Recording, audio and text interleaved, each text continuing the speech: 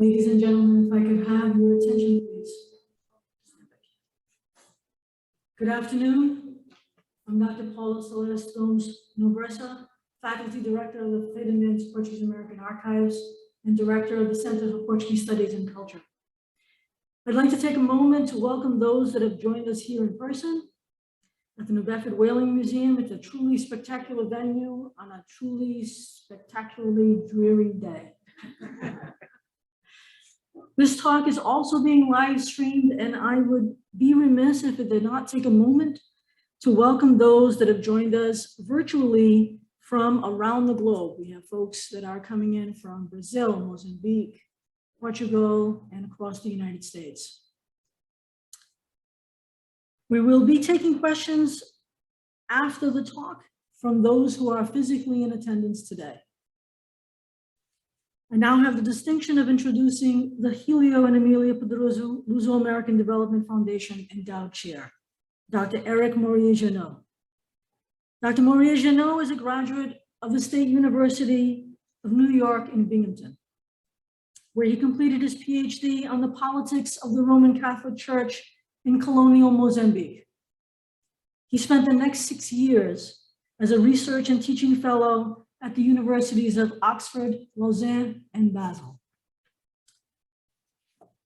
He is currently an associate professor in African and Imperial History at Queen's University, Belfast, and is a leader in the field of social movements within the context of Lusophone Africa. During his residency here at UMass, Dartmouth, Dr. Morier-Genoud taught a course, a graduate seminar titled Armed Conflicts and Movements in Portuguese-Speaking Africa. He offered several well-received box lunch talks on campus, as well as an on-campus public talk titled Jihadism in Mozambique. Please join me in welcoming Dr. Morier-Genoud.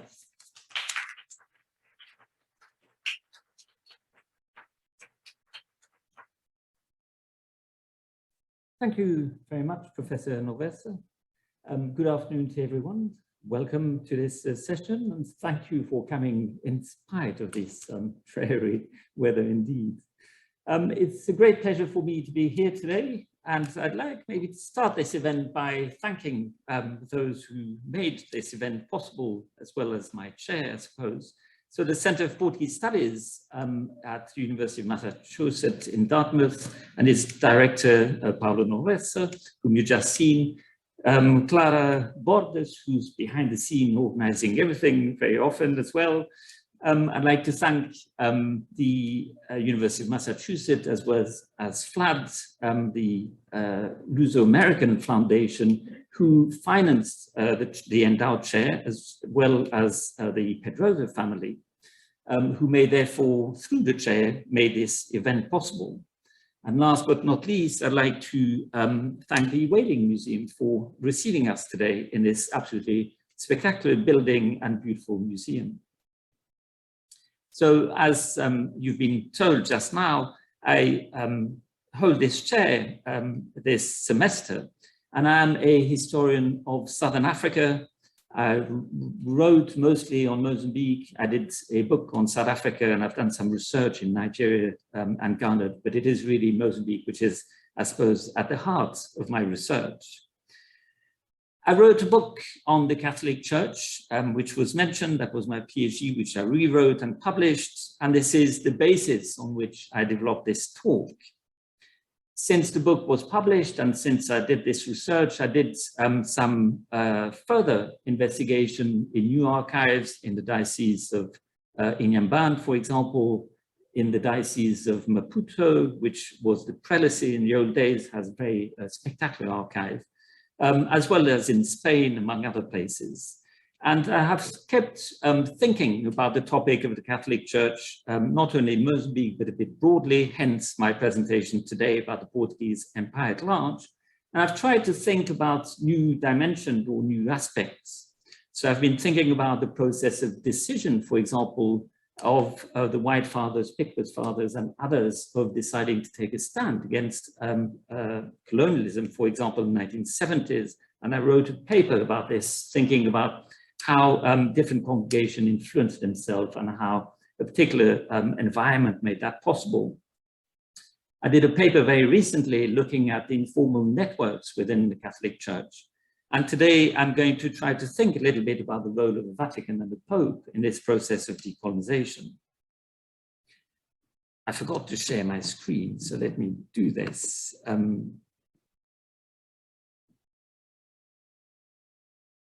think it's this one. Let me see if that works.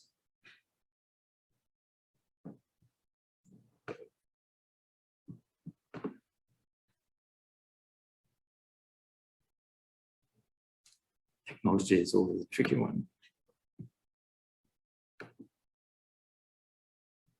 Let's see. Okay. I thought it was a simple process, but it's not.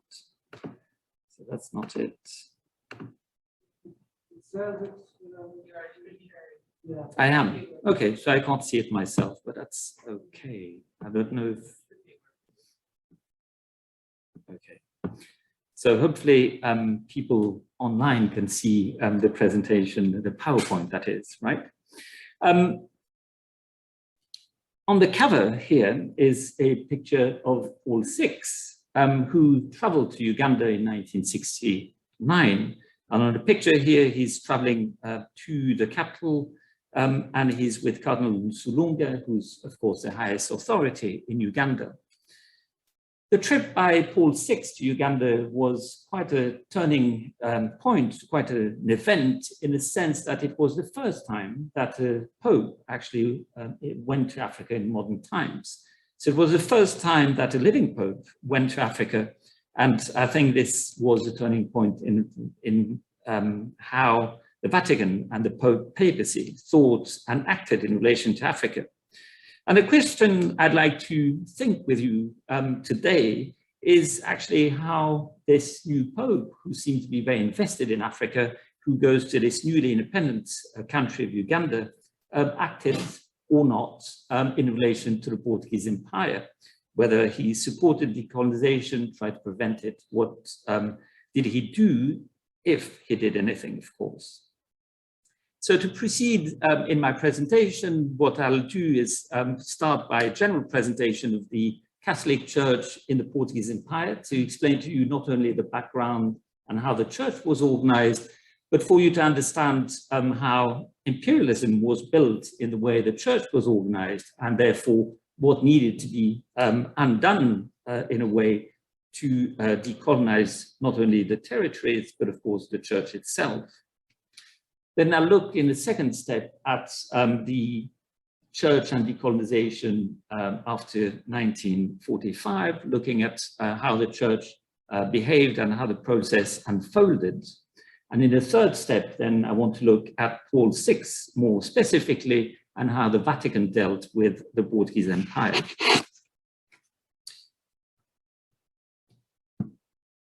Now, so let me give you some elements about the imperial church, as I called it, the church that came out of Portugal and went to establish itself in the Portuguese Empire. On the photograph here is an image which I thought encapsulated in a way the alliance between church and state. On the right is President Amélia, who traveled to Mozambique in 1964. And on the left is Bishop Dom Sebastião Soares de Rezende, who was the Archbishop of Beira, who was probably, in my view, the most liberal bishops in the colonial world, in the imperial Portuguese world. And yet you can see him very close to the president. He's in this picture actually receiving him as he landed at the airport in Beira, and the Archbishop had to go and receive him. And the picture seems to depict some kind of closeness and friendship, I suppose. And hence my choice for this image. The framework of the Catholic Church, I think, needs to understand it, how it was set up within the empire. You need to start quite far back and looking at the Patriarchate. So you might remember, of course, if you going far back, how the Treaty of Tordesillas led Portugal and Spain to agree to divide the world between themselves, very a modest ambition, as you may think about it, but they thought they were discovering the world and they could control it, they could conquer it, and they had to divide the labor between each other. The Spaniards were going west, and the Portuguese were meant to go towards Africa, east, that is Africa and Asia. So that was the division, and the Catholic Church built on this to build an agreement with both the Spaniards and the Portuguese to outsource, if I can put it that way, the work of the church to the state. So there's a series of agreements which were formalized eventually in 1514 with the Portuguese state, whereby the Vatican delegated some of the administration of the church to the state.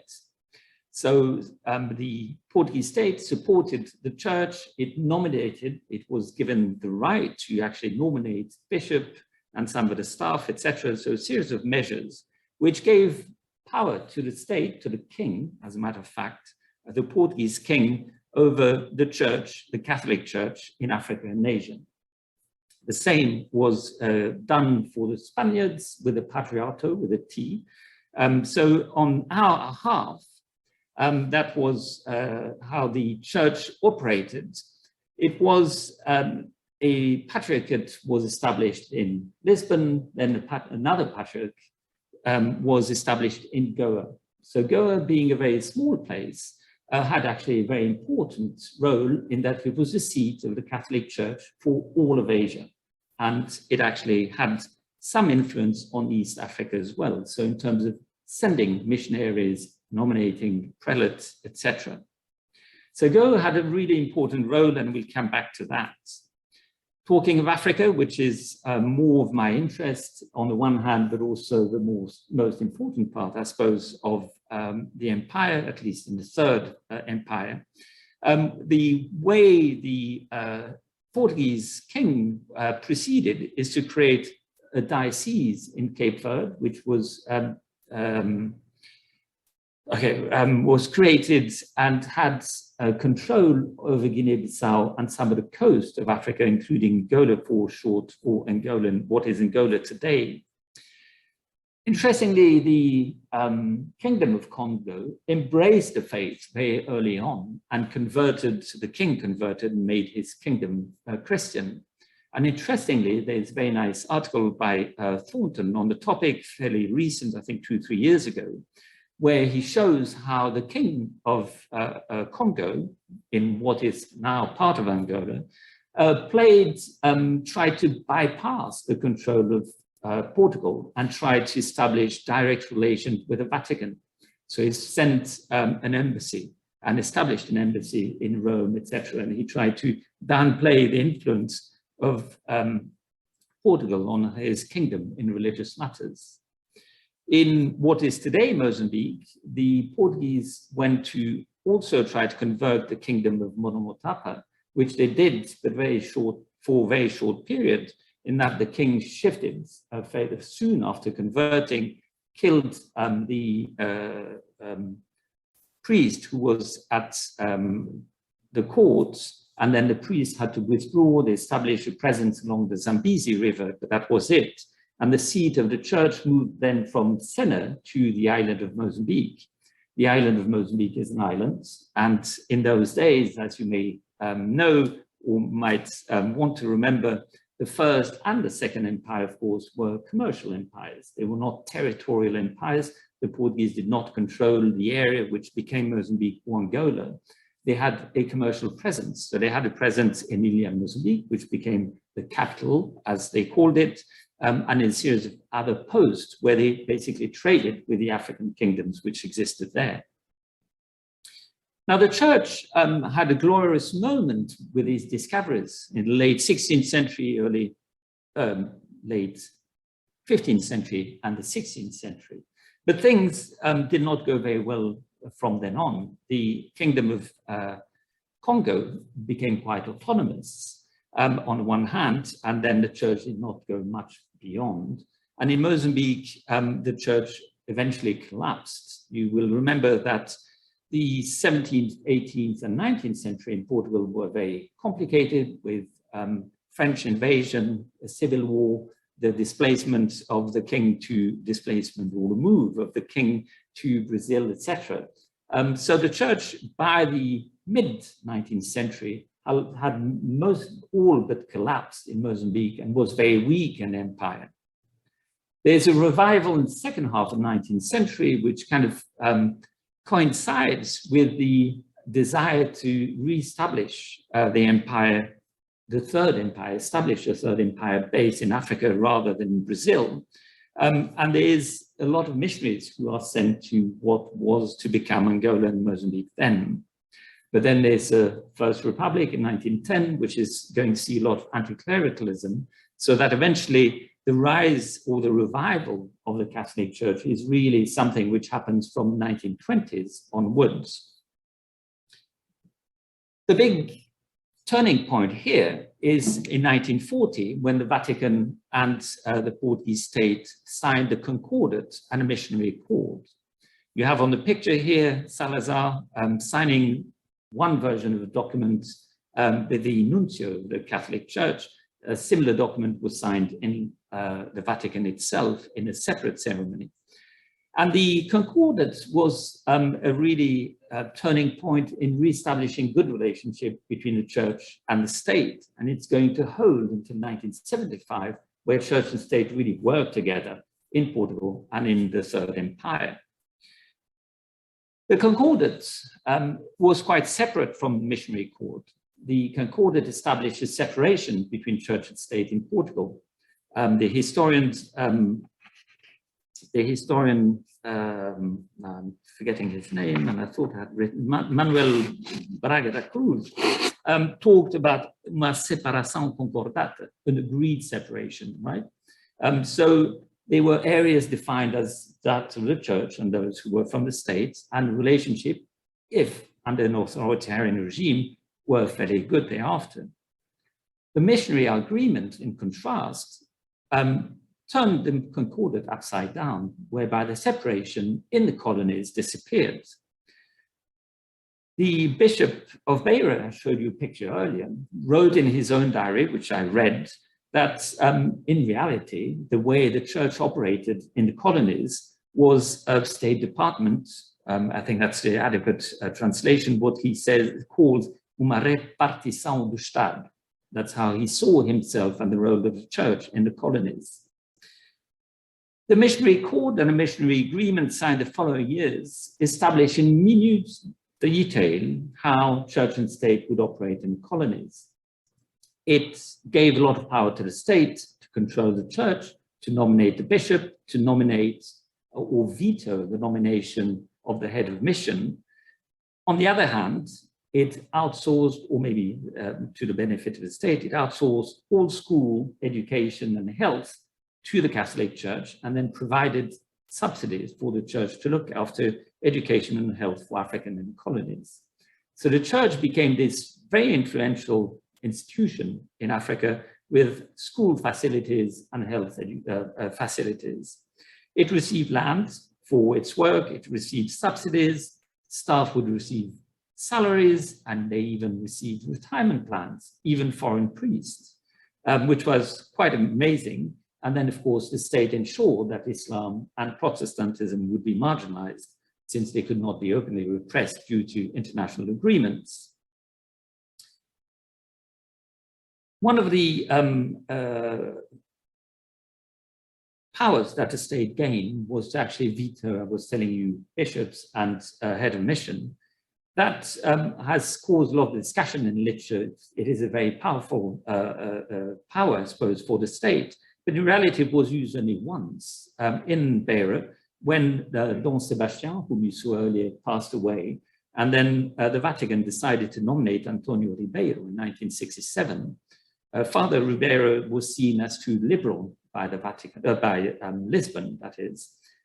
Interestingly, for those who do not know, Antonio Ribeiro was then nominated as Bishop of Braga in substitution. Then he became the Bishop of Lisbon, then Cardinal, and of course, a Patriarch of Lisbon, so very influential. So for him, probably it was actually a good thing in all things seen in that way, but that veto was exercised once.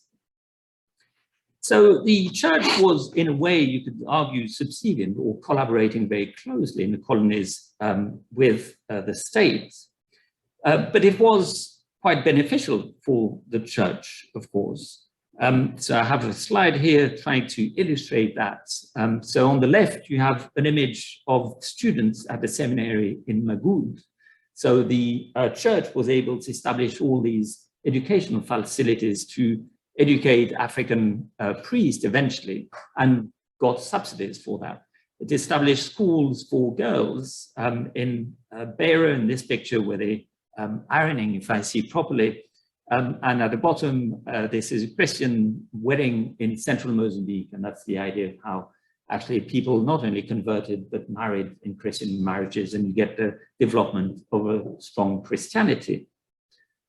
Looking at the Diocese of Beira, which I worked on, there was hardly any Christians in 1940 when the bishop arrived and when the Concordat was signed. They were 10% in 1960, and within 15 years, there's going to be 15% of the population, which is Christian. So dramatic increase of Catholicism in central Mozambique, but across the colony. I gave you that map here, and the idea is to show you the diversity which also developed. Portugal did not have enough priests to evangelize in Mozambique and Angola and Guinea-Bissau, Cape Verde, etc. So it had to hire foreign priests, foreign missionaries. And you had the bishops had to go and find priests where they could. The Bishop of Beira traveled around the world to try to recruit priests and congregation.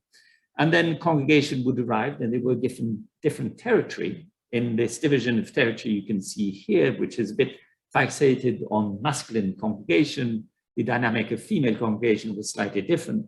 But it gives you an idea of how different congregation came with very different histories, different dynamics, sometimes different theologies and different political sensitivities.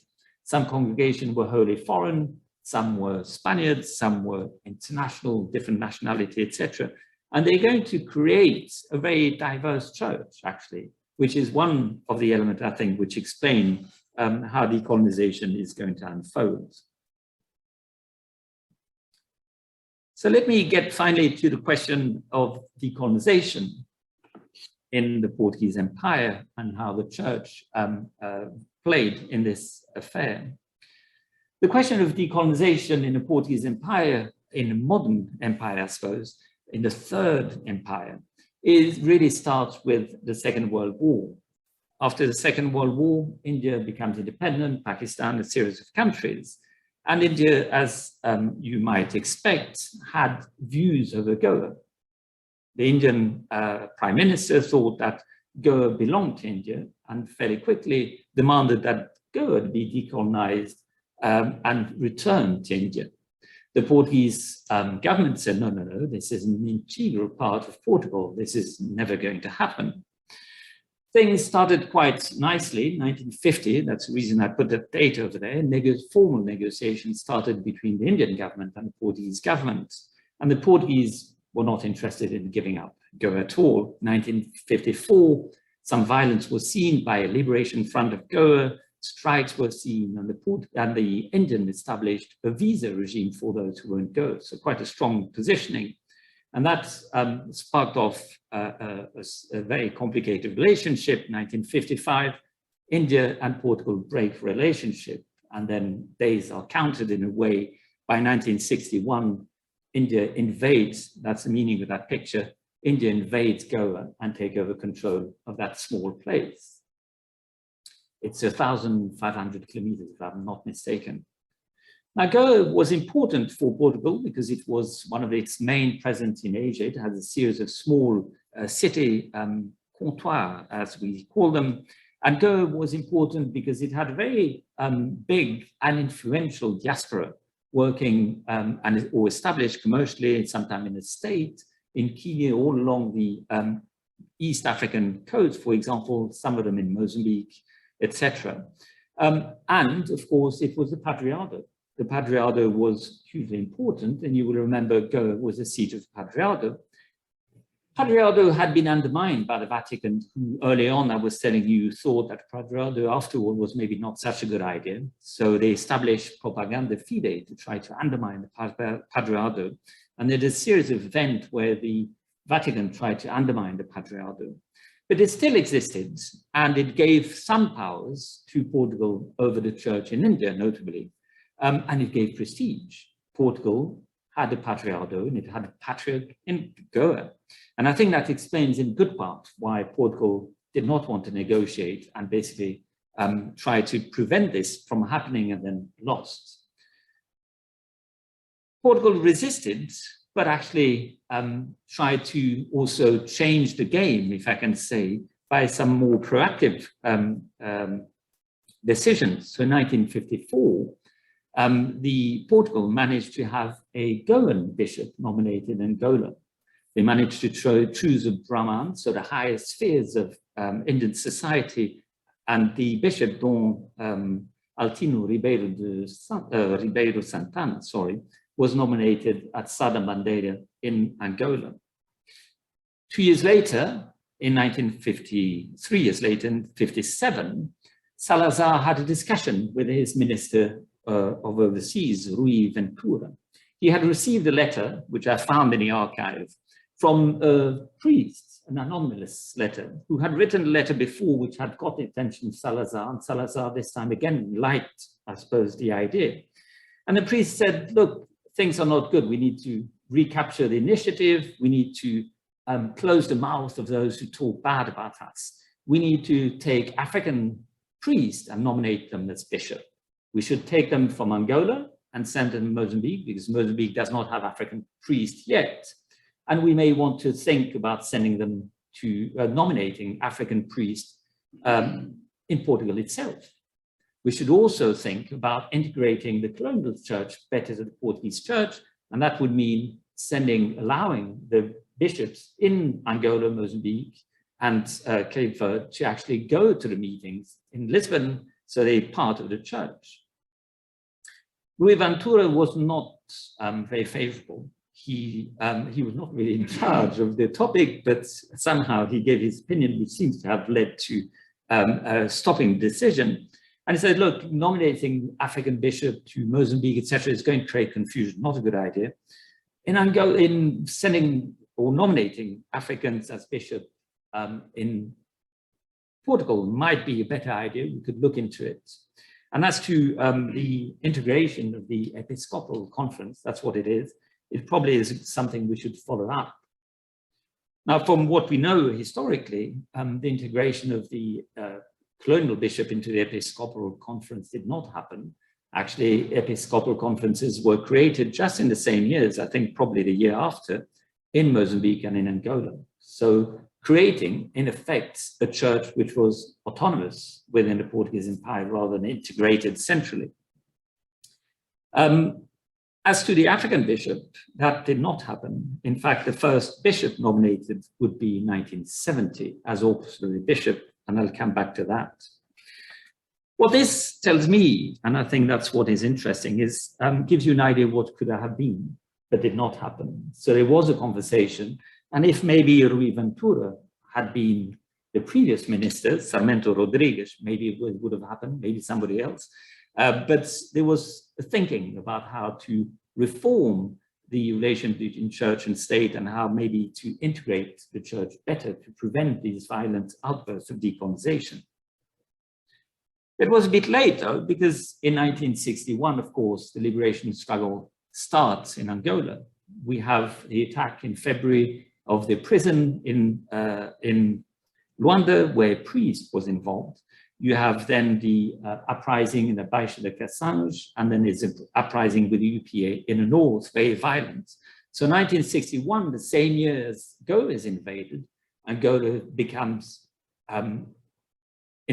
enters into serious trouble, and the liberation struggle starts very violently and very strongly, which is going to be very difficult for Portugal. They're going to send a lot of troops, and they're not really prepared. I think they militarily, as far as I understand, they had very few troops in Angola and Mozambique, and they seem to have somehow believed their own words that the war would not come so soon. Interestingly, the Angolan church is not going to be really rocked by the Liberation War. There's only 2 congregations in Angola, if I'm not mistaken, plus the secular clergy. And they are going to be cases of dissidence. But the big problems for the Portuguese state at that time are the African priests. As I just mentioned, one priest was actually involved in the attack of the prison in Rwanda. And then Joaquim Pinto de Andrade, who's here on the picture, had his brother actually establish the MPLA. And in 1962, his brother nominated him as the honorary president of the MPLA. That is high politics indeed. So what the Portuguese state did, the colonial state did, is of course imprisoned Joaquim Pinto de Andrade in July 1961 straight away, and then deported him to Portugal. All the other African priests, not all of them, but a lot of the other African priests similarly ended up in jail or sent in internal exile to Portugal, where they would be in some Catholic monastery that was Joaquim Pinto de Andrade, or some school or some parish. They were basically sent away from Angola. And that was a strong wave of repression on the part of the Portuguese state. Salazar dies, Caetano comes to power, and in 1970, he revives Savoured plans and tried to reform the approach. So he nominates finally the first African bishop, Eduardo André Mwaka, as auxiliary of Rwanda. So a very prestigious post, although only an auxiliary bishop and not a bishop proper. But that is picking up the idea which was floated and discussed in 1957. And then in 1971, Caetano decided that all priests who were in exile in Portugal could actually go back to Angola. So all that repression is turned around, but to not much effect, in a way maybe, or maybe it's coming too late. Joaquim Pinto de Andrade is involved in MPLA, and when he returns, he gets even more involved. He gets involved in the dissidence of MPLA, etc. And he and his brothers are really key figures of the MPLA. The situation in Mozambique is quite different. I was telling you there was no priest in the 1950s. There was one, actually, but very few. Hence, the trouble with nationalism and liberation struggle is actually going to affect not African priests, since they aren't there, but actually African seminarists. This is a picture with Dom Sebastião Soares de Rezende with students at the seminary in Namasha. And he paid, I'm not sure if it's this visit or subsequent one, but he was called by the Archbishop of Lourenço Marques because nationalism had reached the student, and one of them had expressed in a private letter, which all got open at the seminary, he expressed support for liberation struggle. Big crisis, the bishop was brought in, and he had quite a subtle, actually, understanding of the situation. But the rest, the state and the rest of the hierarchy did not. So there was a repression of the seminarists, and quite a lot of them fled. One was expelled, the others fled and joined Frelimo. At the minor seminary, you had the same situation a few years later. The situation among the clergy, which I was showing you was very diverse, was also quite different. The clergy was diverse, and some of the foreign priests, the White Fathers, Burgers Fathers, for example, took a stand eventually by the end of the 1960s against colonialism. The White Fathers decided to leave. They considered this in 1969. Eventually, in 1971, decided to leave officially. That was, the decision was taken with consultation in Mozambique, but was taken in Rome. And they eventually decided to leave, and when the Portuguese state discovered, they expelled them. And the protest was that this fusion of church and state made their work impossible. Within a liberation struggle, which in Mozambique started in 1964, one could not work with all these kind of ambiguities. The Burgers priests, adepts of liberation struggle from 1969 onwards, are going not to leave in protest, but actually stay and ally with the people, as they called it, and that is support the liberation struggle and work against colonialism and actively on the ground. Some of the priests are said to have carried guns, warned Frelimo when the government arrived, etc., etc. So what you see here, I suppose, is a church which was quite different. But in all honesty, of course, the hierarchy in Mozambique, with a few exceptions, was wholly pro-Portugal. They were all Portuguese bishop. They had to be because of the Concordat and missionary accord. And what you see eventually by the early 1970s in Mozambique is a church which fractures, and fractures quite deeply. In the diocese which I studied, the church implodes. The priests from different congregations start fighting, calling him pig, etc., calling the bishop, and the bishop eventually, in 1971, flees his diocese, leaves at night, enters a flight, flees to Lisbon, and then writes to Rome and says, I can't. I stop here and give back my hat, and he stops. So that's a panorama, I suppose, of the situation of decolonization in some of the colonies. The question I raised at the beginning was about the role of Pope Paul VI, right? This is a stained glass in New York, which was made in 1965. I changed the color a bit to make it suit my design. Paul VI, it's more colorful, it's blue and yellow, it's very nice. It didn't fit my PowerPoint. Okay. Paul VI was an Italian pope. He came into power in 1963 and stayed until 1978. He was quite liberal, has been judged historically as quite a liberal pope, and a person who was quite close to the people. He came to power in 1963. His predecessor, you may remember, if I'm not mistaken, stayed in power 33 days and then died. And his predecessor had launched this idea of having Vatican II, a council to reform the church. Now, Paul VI came just in 63 as the council was about to start. And he actually decided to support the council. So he restarted it immediately. And the council unfolded between 1963 and 65. And then the Pope carried through, so being really supportive and tried to implement the decision or implementing the decision which were taken at the council. That led to a new church. I'm sure you heard the expression that it was an aggiornamento. A new understanding of the church came into play. So Latin was dropped. The priest did not face or had his back to believers, but he actually faced them. It was a new way to operate for the church with a reliance on the laity, with more consultation, etc., etc. I'm sure you know quite a bit about it. And one of the effects, and that was what this paper I wrote fairly recently looked into, is how Vatican II actually changed the dynamics of the church by making different congregations actually work together. And that allowed the influence from one congregation to another.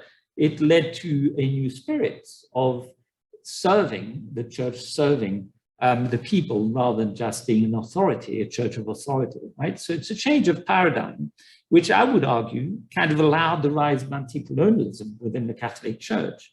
And this, I think, is what explains in part why the White Fathers, who were anti-communist, for example, left Mozambique in 1971, and the Burgess Fathers, who were liberation theologists, stayed, but both took a stand against colonialism, the Portuguese Empire, more specifically.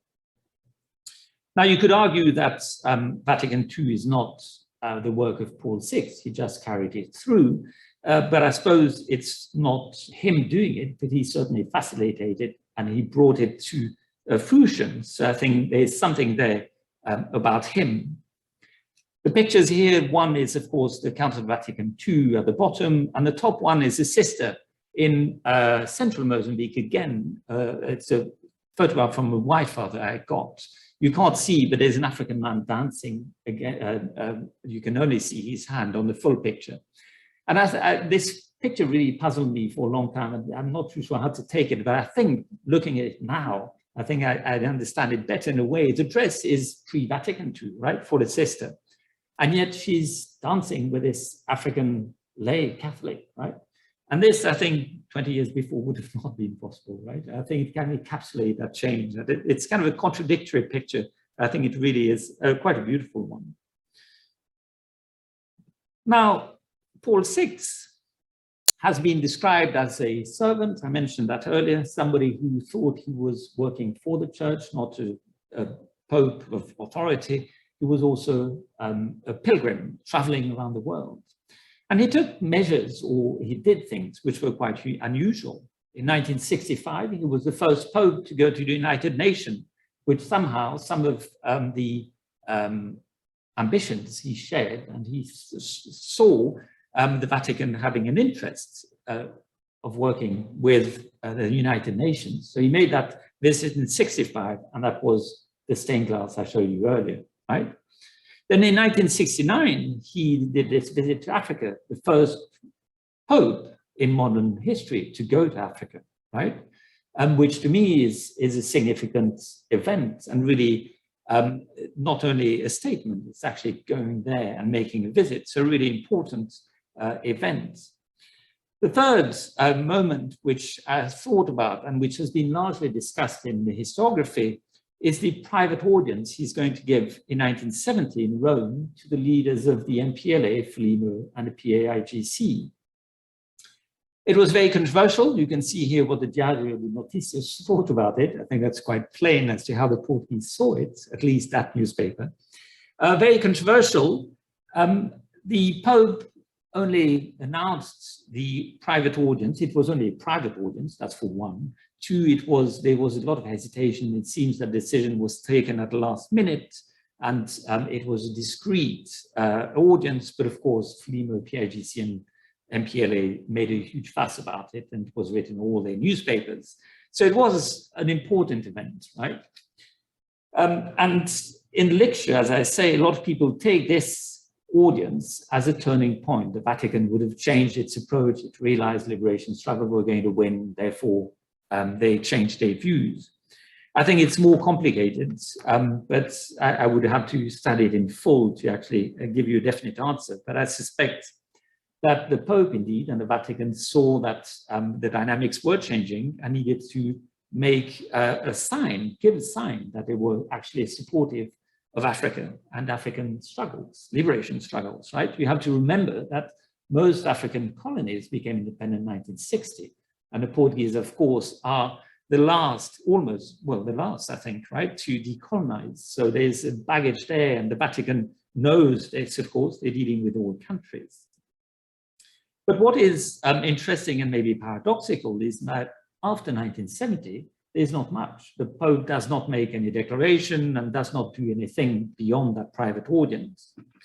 And I think the reason for this is that the Pope may be powerful, but he doesn't decide on his own. There's the Vatican and the Vatican administration who have a say in what happens. And then I thought I would tell you a little bit about the discussion which were taking place in Rome between 1971 and 73.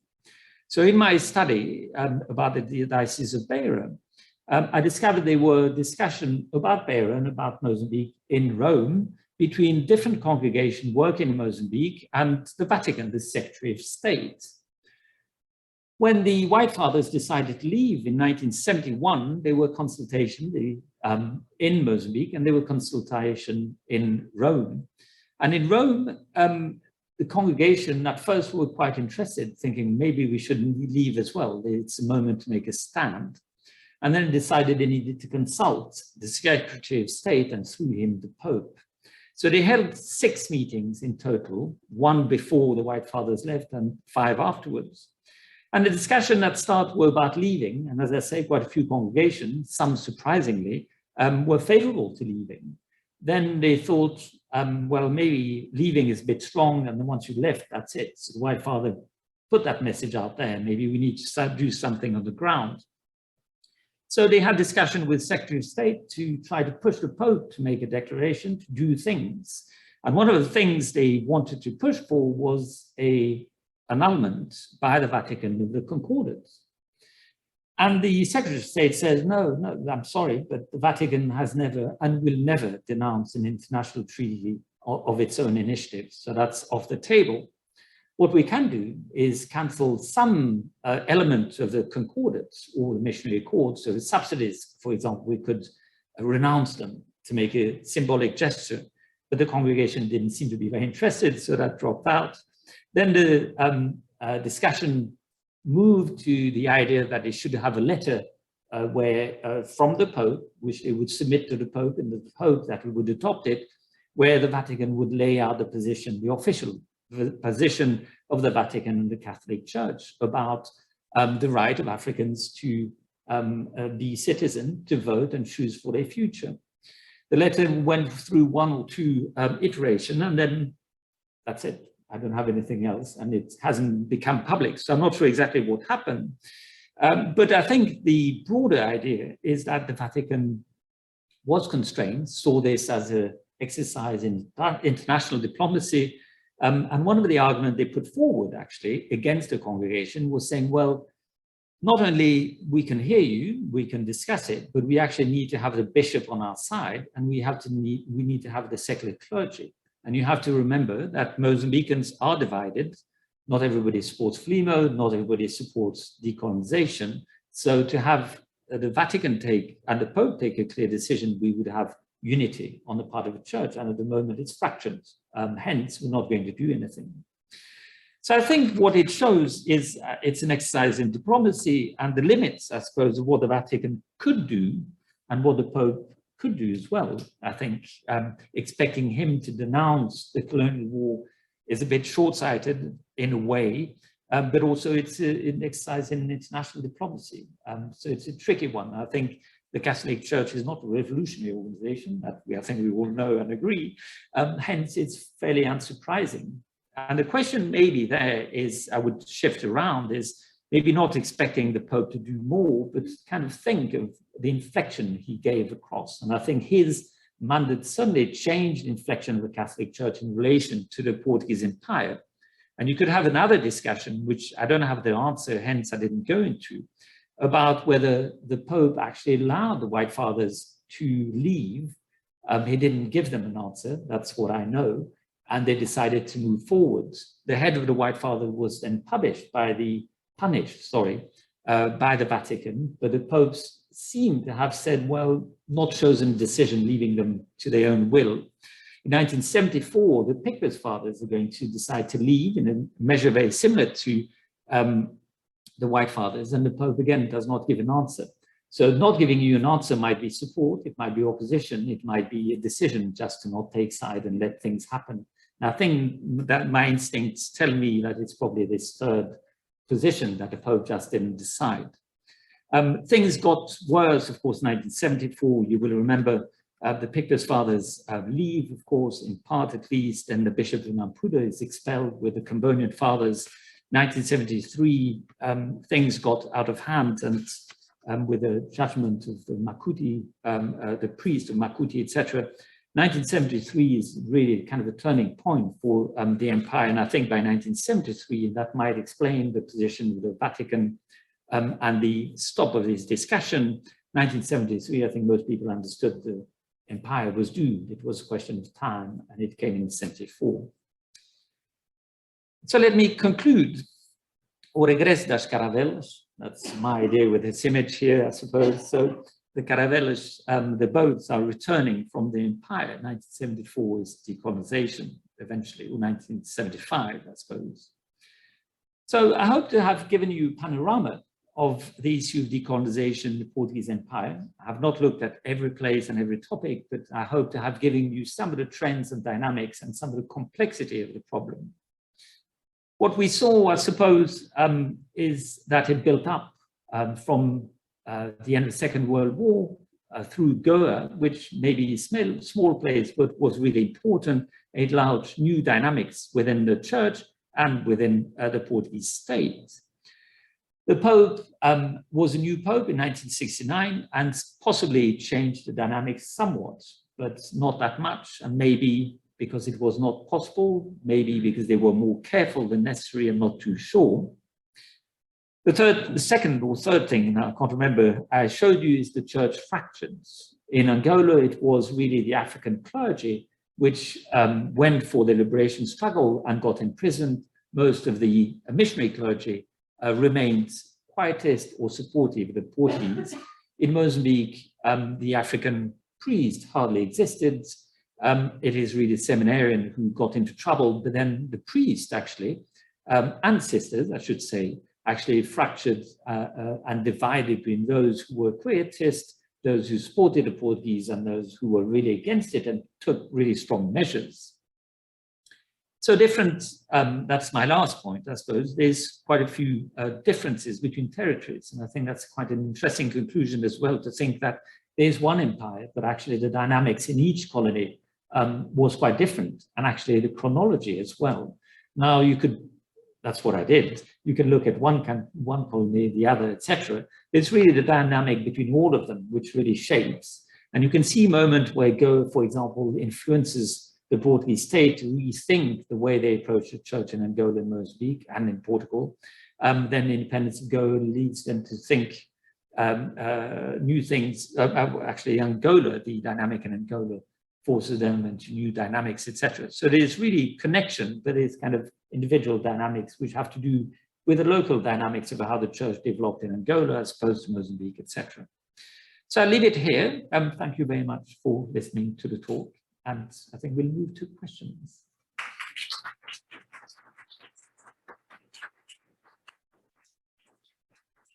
Thank you, Dr. Morier-Genoud. I would ask that if anyone has a question, that they need to approach the microphone, and so that's to enable the folks who are listening to this virtually, so that they can hear the question. And so I'm just going to check that.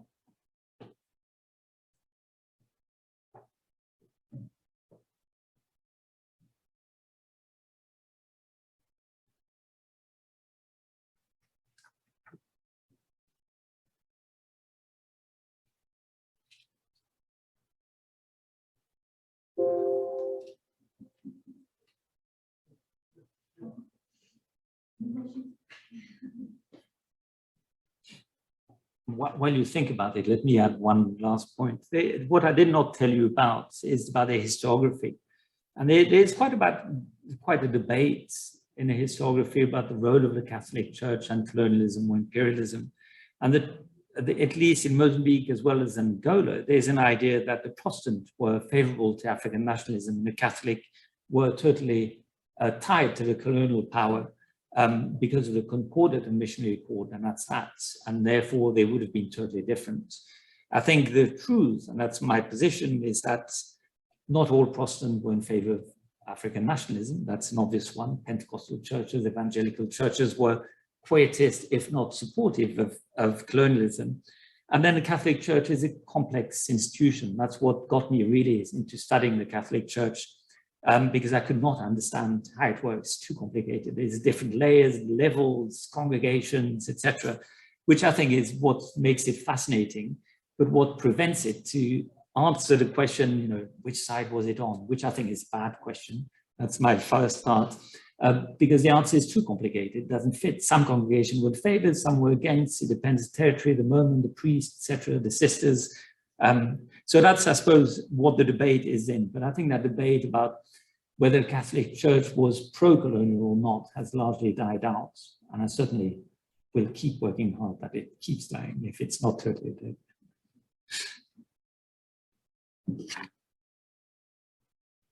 Well, actually, can I please hear it? Yeah. I actually have a question that's related to what you just said, which is what happened after decolonization? Since at least in Angola and Mozambique, the liberation movements that took power eventually were following the Marxist-Leninist line. One would assume they were against organized religion, and that there would have been an exodus, perhaps, of priests and institutionalized church, but perhaps it's also simpler than it effectively was. So what happened roughly? Thank you, Professor Pedroso. It's an excellent question and a complicated one. I'll talk mostly of Mozambique and Angola, which I know fairly well. So indeed, independence, there's a transition period, and then 1975, both Angola, Mozambique, Guinea-Bissau, etc., become independent. And the FLIMO and MPLA became anti-clerical very quickly, if they were not originally, because they're Marxist-Leninist. But there's also an anti-clerical I think, which is maybe autonomous. That spooked a lot of the clergy. So most of the Portuguese clergy returned home, and in Mozambique, I calculated about half the clergy returned, mostly Portuguese priests and Portuguese sisters. Foreign clergy, some left, but mostly stayed. And what we get, and it's true, I'm sure in Angola, it's probably the same, roughly the same numbers. And what we get is once independence comes, the Vatican is going to demote all the colonial bishops, most of them. I think in Mozambique, they kept only one, Don Manuel Vieira Pinto, who was expelled and stood openly in favor of independence. They actually kept two, another one. And then they substitute them with African clergy. So African priests in particular, but also within female congregation, then African substitute the Portuguese head of congregation. So there's an Africanization of the church. And there's a huge change because there's not enough staff, basically, to occupy all the mission. And there's a wave of anti-clericalism. So from 77, then the church in Mozambique, and I'm not sure about Angola, have a big meeting, pastoral assembly, as they called it, and they rethought the way they operated. They couldn't operate with schools and hospitals, which were nationalized in 1975, but they couldn't even actually occupy all the mission and run them. There was not the money there anymore because Portugal was gone and subsidies were gone. And they saw an anti-clerical action coming. So they shifted and they moved to establishing communities and decentralizing the church. And in rather paradoxical situation in Mozambique, the state, Frelimo, party state by then, saw this as the church trying to oppose a revolution. So the anti-clericalism then increased and they really repressed the church. So some priests were arrested, they were house arrested even for some bishop, etc. So there's kind of a period of 2-3 years of high anti-clericalism in Mozambique. And I know there was the same period at almost the same date in Angola. And I think it's a fight over power. The Catholic Church was extremely powerful. It ran all health facilities, all education. So nationalization was one thing, but they needed, I suppose, to neutralize them politically. And the church reorganized. The Africanization element would seem natural, and yet Frelimo, for example, criticized the church for just not changing and just blackening the faces of their leadership. So they argued that it was really not proper decolonization.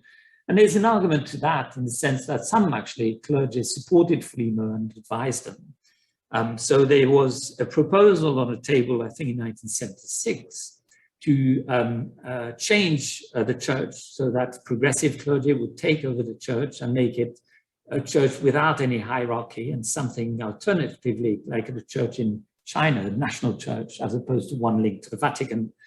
Frelimo was very uncomfortable that the church remained connected to the Vatican. I'm sure it was the same in Angola. So it's going to be very turbulent years from 1975 to 1981, 82.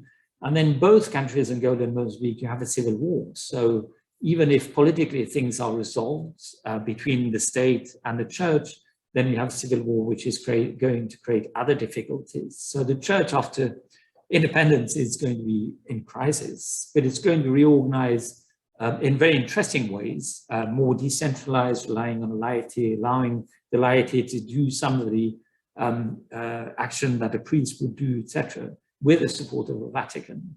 And it's going to reinvent itself in many ways.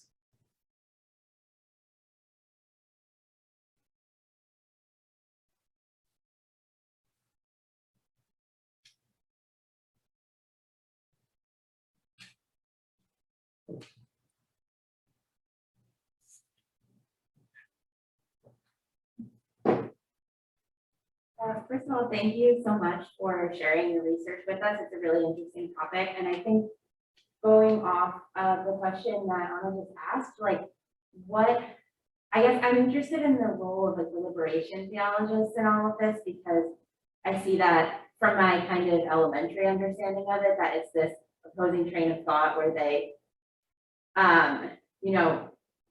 have the, I don't know if you want to say Marxist-Leninist, but communist or socialist leanings, but obviously are theologists. So how did they fit into all of this? Was there a still active strain of this in Mozambique and or Angola?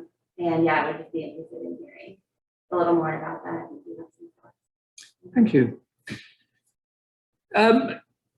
I thought about writing a paper about this, but I'm not sure I have all the information, and more importantly, I don't have the time, which is the main problem. But it's a fascinating topic indeed, and liberation theology is not very strong in Africa, which took a kind of an Africanist bent, so it's quite peculiar in a way. And in Mozambique, it is mostly the Burgers Fathers, so the Spanish secular priests. It's a strange missionary organization which came from Spain, but a particular part of Spain, which is a troubled area of Spain. And they turned to liberation theology in 1969, half officially, actually officially, I think 1969, under the influence of their work in Peru. So it's Latin American liberation theology, crippling through via Madrid into Mozambique, and they were in Mozambique and Rhodesia actually. And they were quite a small organization, but they were very influential. And I think in Mozambique, 1971, 72, 73, 74, you get among those who want to take a stand against anti-colonialism, you have two models. One is to leave and protest, as the White Fathers did, and the Picpus Fathers are going to do the same. And there's those who decide to stay, support the people, work for the people, and try to help them in the liberation struggle. Not all Spanish priests did that, but some did more than others. And when independence came, I think there's two things happening. One is the Vatican tried to revert some of the decisions. So they removed the direction of the Burgers missionary organization in Spain and asked them to undo some of the decisions they had taken related to liberation theology. And then in Mozambique proper, some of the priests, I think, pushed the logic even further and they left the church because of that. So there was a moment where there were discussion, as I was saying, where they tried to subvert the church from inside with the help of Hélio, but then Hélio, from what I'm told, was not very keen. So that's very hush-hush. I'm not sure where the discussion happened, who, at what level, etc. But there was that offer made to subvert the church. It didn't happen. And then a series of bogus priests, with the repression by the Vatican in Spain, decided to leave. And they left and they went to work for the state in education and health, which was paradoxically an area the Burgers Fathers didn't want to do under colonial times. And then I think it didn't go much beyond. I mean, there's a strong liberation theology strand, I think, in West Africa. There's some very influential liberation theologist or theologian. But in Mozambique and Angola, I don't think it was very strong. And it kind of fades away, I think, over the years. Though these individuals are still there, of course, but they're secularized. And that's that, if that answered all of the question. Yeah.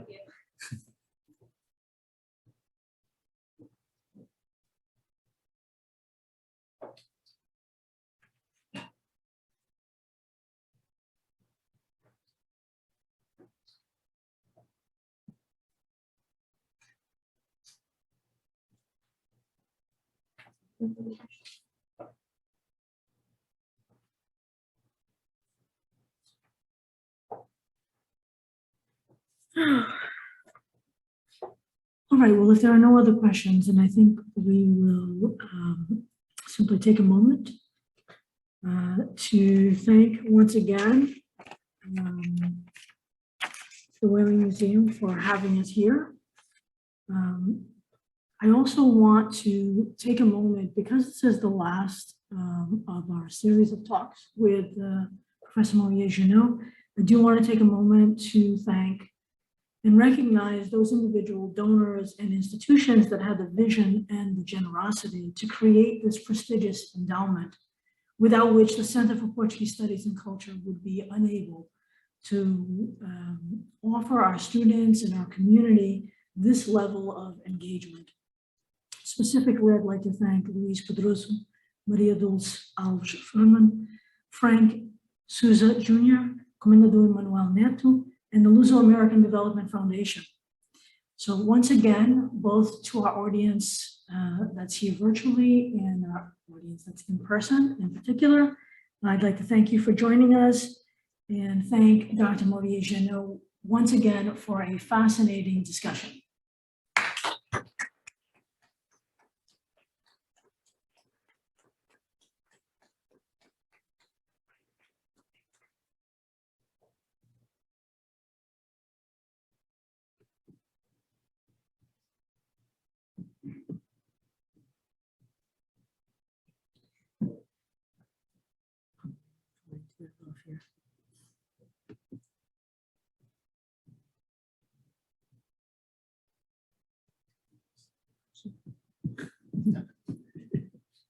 Let's do this. Put this thing down.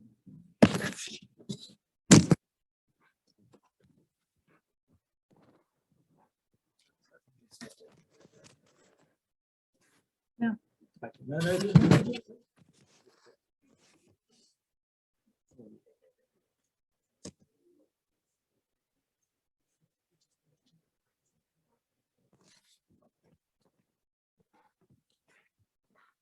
So fun.